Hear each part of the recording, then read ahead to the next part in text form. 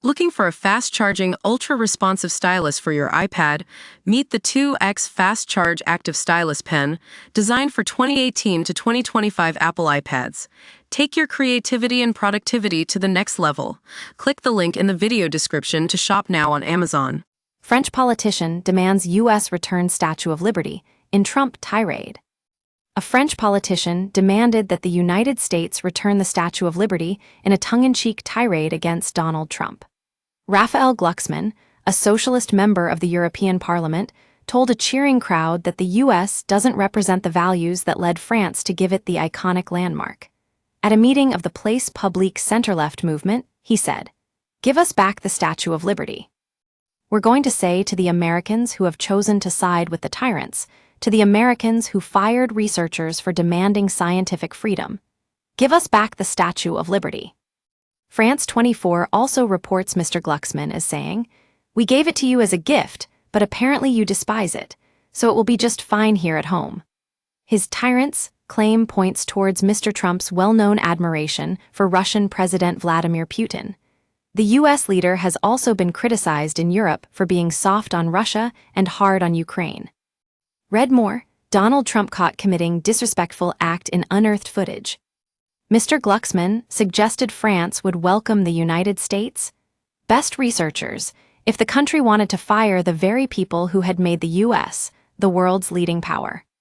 That appeared to reference the Trump administration firing hundreds of federal government workers and cutting research funding on health and climate research. The Statue of Liberty is widely recognized as a symbol of freedom and democracy. It was dedicated on October 28, 1886, and designated a national monument in 1924. It was designed by the French sculptor Frédéric Auguste Bartholdi, and its metal frame was built by Gustave Eiffel, whose most famous work is the Eiffel Tower. The statue is on Liberty Island in New York Harbor and is a short ferry ride from Ellis Island, which was the busiest immigrant inspection and processing station in the U.S. Don't miss: J.D. Vance launches fresh, free speech attack on Europe after angering veterans report. U.S. demands to know what Ukraine is willing to concede for peace with Russia. Latest, Nick Ferrari. Donald Trump is very unpredictable, but he's better than J.D. Vance comment. We use your sign-up to provide content in ways you've consented to and to improve our understanding of you. This may include adverts from us and third parties based on our understanding. You can unsubscribe at any time. Read our privacy policy.